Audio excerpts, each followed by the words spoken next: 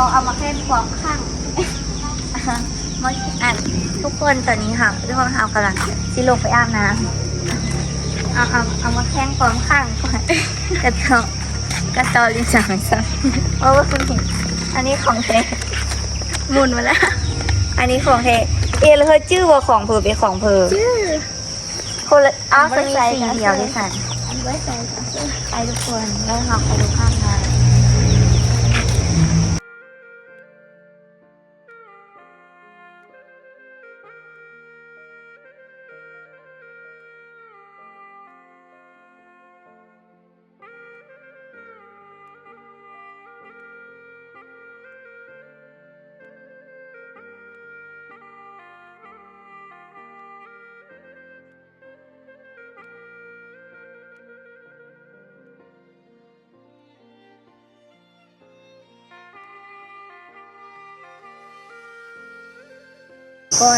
บ้านอยู่เกิดอยู่บ้านนี้เลยเกิดอยู่บ้านนี้แท้ๆอันอยู่บ้านนี้มาจ้ะแบบตั้งแต่เกิดเลยเนาะอันนี้เขาแต่ก้อนเขามาบ้านนั่นเลยละก็บ้านเมืองแรงเดี๋ยวนี้เขาเปลี่ยนเป็นบ้านนั่นเลยก็เป็นบ้านนาวขายแต่ก้อนนั้นเขามาบ้านวางแรงควรแต่ว่าตอนนี้เป็นบ้านนาวางไข่แล้วแต่ว่าวางแรงกับม้วนอยู่ได้เนาะโกอินเตอร์ดีบางแลนเป็นคนละคุ้มอันคือนิวซีกับนิวซีแลนด์จะมีแลนด์คือกันและอันนิวเคยมีแฟนปะบอกเคยมีจะคนละอันนี้ก็คือขอเก็บไว้ในใจเห็นไหมจะเคยอยู่เนาะแต่ว่ารู้สึกว่าข้ามีความหักนี่รู้สึกว่าความหักนี่สวยงามวะหรือว่าสวยงามเลยบนหน้ามีเลยคือบนหน้าครบเลยบนหน้ามีเลยแต่ว่าเก็บมาหลายมันวะจังว่าเป็นบนหน้าแต่ว่าพันได้เจอคนดีแต่ว่ามิวพันได้เจอคนดีพันมิวเจอคนดีมิวสิบว้าวแบบนี้ถ้ามิวเจอคนดีมิวสีกันต่อว่าความรักเป็นสิ่งที่สวยงามเจอเขานอกใจปะคือมาบดีคือว่าเจอเขาแล้วเจอเขาทำลายจิตใจชีวิตแค่โดนทำลายมิวแต่ว่าใครเรามีอีกก็มีได้อยู่เนาะไม่แต่ว่าต้องใช้เวลาต้องศึกษาก่อนว่าเขาเป็นคนแบบเลยต้องให้แผลลึกล้างไปก่อนเนาะแต่จึงพร้อมหับแผลมันแต่ว่ามิวคบไปเลยการที่เรามีความหักนี่สมมติว่าเราคบปุ๊บเราเจ็บปั๊บแล้วเป็นบทเรียนแล้วคบปุ๊บเจ็บปั๊บแล้วก็เป็นบทเรียนแล้วก็ทีนี้ได้เราแกล้งขึ้นแล้วโตมาแล้วก็มาเลยจ้ะมาเป็น100 คนวันเดียวเลยก็ได้ ฉันไม่เจ็บแล้วแปลว่ามันด้านซาไปแล้วนะแต่ว่ามิวยังสิเจ็บหลายอยู่เพราะว่ายังอันนี้สายติดก็สีห้อยแต่นั้นแต่ว่าการที่เขายังเป็นผู้ใหญ่นะการที่เขายังเป็นผู้ใหญ่ยังซื้อเจอนักบางทีเขามาเขาบางทีเขาคบ5 คนพร้อมกันก็มีต้องศึกษาดีๆเรื่องของหัวใจบอกโอ้ยแม่โหไม่ลงอาบน้ำแน่นี่ทุกคนอันนี้ก็คือสาวน้องอาบน้ำอันนี้ก็ขาวเลยทุกคนคันว่าอาบน้ำกับอาบไปเลยแต่ว่าหน้านี้ต้องทาครีมนะทุกคนครีมเกาหลีเกิดที่เนี่ยโอ้เป็นแบบเอ็ดเลยละโอ้เราเจ็บกว่าไหน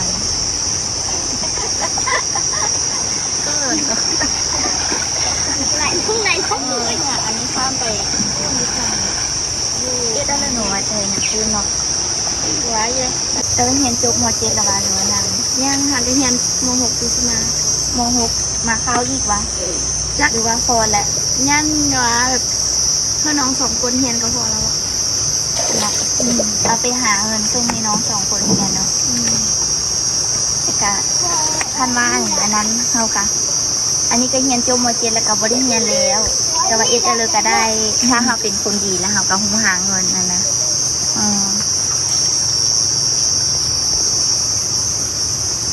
มีลามติดทอดแล้วก็ไว้กันไว้นี่ล่ะฮะให้เคยเจียวไปไว้กันเลย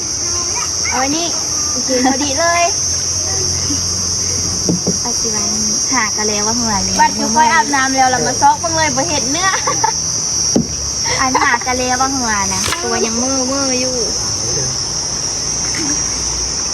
อันว่าเขาเอ็ดขายนี่ลำเท่าเลย ประมาณ3 ล้านฝ่ายที่ร้าน 3 ล้านปลาย4 ล้านก็มีแต่8,000 บาทนะทุกคนลำหนึ่ง8,000 บาทเนาะ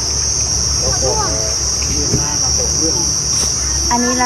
นี้มีแต่8,000เนาะก็ถือว่าถูกเลย อันนี้คือแค่8,000 บาทนะทุกคนก็คืออันบ้านนี้เขาหากันเองแม่น้ำใหญ่เขาก็เลยหาจะพากันมีเนื้ออะไรก็ขาย แต่ว่าขายในราคาที่คันว่าคืออยู่แถวบ้านเลยนะแต่ในราคาแบบว่าหา20,000แม่ดิโอ้ยด่าไหลโอ้ยไหลมีก้อนหินอยู่ก้อนทางนั้นอ๋ออุ้ยอาบแบบนี้เป็นต้องได้อาบเชิงเด้อนะไม่ต้องลงเด้อหันเด้อมานี่ไป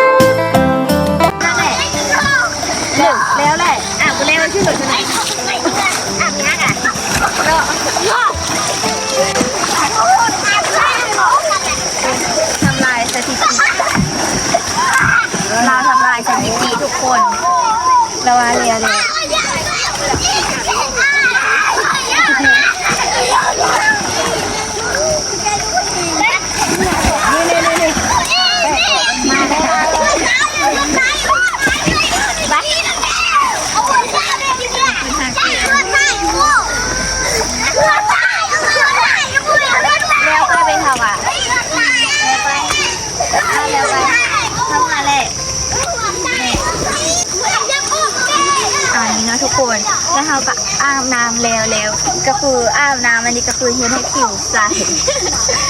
อันนี้ก็คืออาบน้ำเฮงก็อาบน้ำแร่แซมนมเนาะแต่ว่าก็มีแต่คนขาวเลยเนาะอยู่บ้านนี้เนาะเนี่ยเขาอาบน้ำอันนี้ก็ยังขาวเนาะและสำหรับคลิปนี้ลินดากับมิวกับจิขอปิดคลิปลงเพียงเท่านี้นะทุกคนและสำหรับถ่ายที่เบิ้งก็ขอบอกเข้าใจเด้อสำหรับคลิปนี้ขอลาไปก่อนบ๊ายบาย